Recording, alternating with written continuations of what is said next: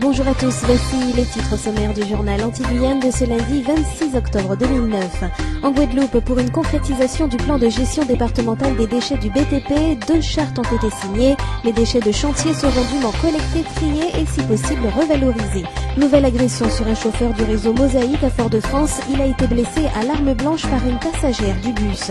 La vice-championne olympique et du monde de judo Lucie d'Écosse est en visite studieuse en Guyane. Parrainage de compétition, visite aux mineurs du centre pénitentiaire, animation de stage et débat. Approuvé par le préfet en décembre 2008, le plan de gestion départementale des déchets du BTP se concrétise. Services de l'État, collectivités, professionnels du bâtiment et des travaux publics, constructeurs et acteurs de la gestion des déchets ont co-signé ce lundi 2 chartes relatives, l'une à la gestion durable des déchets du BTP et l'autre à la gestion des déchets suite aux opérations de rénovation urbaine de l'agglomération pointoise.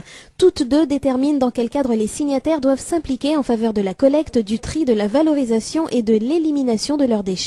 Une première localement, comme nous le confirme Philippe Michaud, premier vice-président de la Fédération du BTP de la Guadeloupe.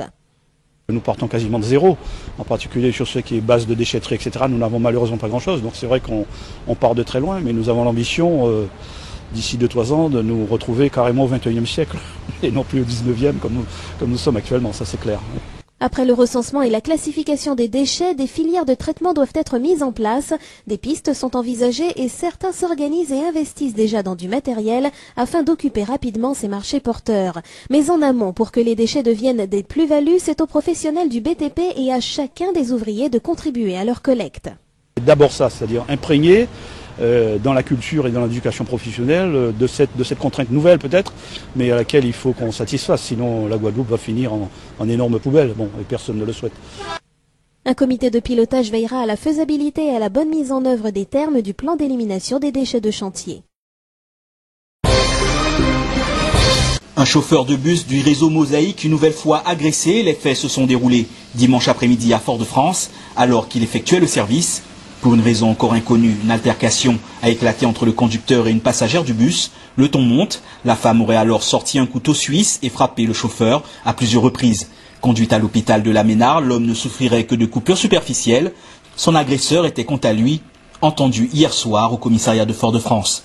Et si ce lundi, le réseau de bus était perturbé du côté du Lamentin, cela n'avait rien à voir avec l'agression de la veille. En effet, il s'agissait des transporteurs affiliés à la CFTU qui se sont mobilisés, comme annoncé la semaine dernière, en bloquant la gare routière. Ils réclament de meilleures conditions de travail et l'alignement de leur salaire sur celui de leurs collègues du réseau Mosaïque.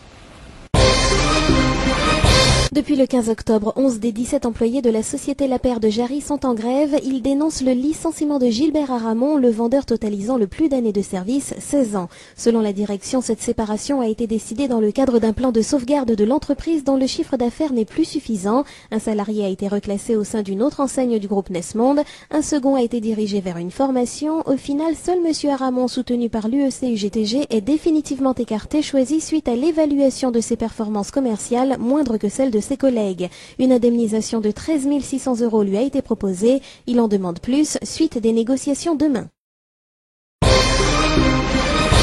De sources syndicales, la riposte sera de taille. Après la conférence de presse tenue par le maire de Rivière-Pilote au lendemain de l'altercation avec la représentante syndicale CGTM-SOEM de la ville, c'est qu'au sein de cette organisation, l'on n'a pas du tout apprécié les propos tenus par Lucien Veilleur durant le week-end, ce dernier présentant Madame Ejoaka comme Dixit, un bois-bois manipulé par la CGTM de M. Groma, qui est le bras armé de la ville de Fort-de-France pour venir déstabiliser la ville de Rivière-Pilote. Alors il semble que le syndicat ne soit pas du tout prêt à laisser passer ses propos et des actions ne sont peut-être pas à exclure dès la semaine prochaine à la mairie de Rivière-Pilote. Ce dossier semble prendre de l'importance depuis que la représentante syndicale a accusé le maire de l'avoir agressé verbalement et menacé alors qu'elle venait lui réclamer un entretien au sujet de la prime de vie chère. Comme chaque année à pareille époque, Lucie d'Écosse est en Guyane pour quelques jours. Avant de rendre visite aux mineurs du centre pénitentiaire de Rémillon-Montjoly, d'animer un stage et de prendre part à un débat contre les incivilités et la violence dans le sport, la vice-championne olympique et du monde de judo était la marraine de la Coupe Air France qui réunissait les judokas de Guyane, mais aussi de Guadeloupe, de Martinique et du Suriname. L'épreuve qui se déroulait le week-end écoulé au dojo de Suzuni à Cayenne a donné le coup d'envoi de la saison de judo en Guyane. Des minimes aux seniors, en passant par les cadets et les juniors, toutes les catégories étaient représentées. Sans doute stimulés par la présence de la championne guyanaise, les judokas en herbe ont mouillé leur kimono. Pour cette première épreuve de la saison, les plus jeunes comme les plus grands ont tout fait pour marquer des points, dans l'optique notamment des Jeux de France. Les arts martiaux étaient décidément à l'honneur ce week-end, avec notamment les championnats des Antilles et de la Guyane de taekwondo qui se disputaient au centre sportif départemental à Cayenne. Si le forfait de dernière minute de Saint-Barthélemy est à regretter, la Martinique et la Guadeloupe ont tenu à faire le déplacement.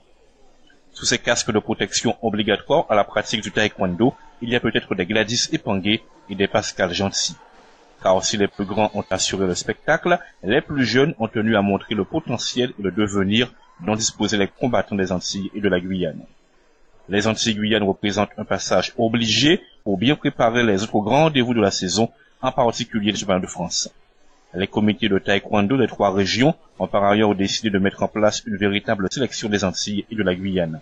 C'est dire si le sport tient à donner l'exemple en matière de coopération.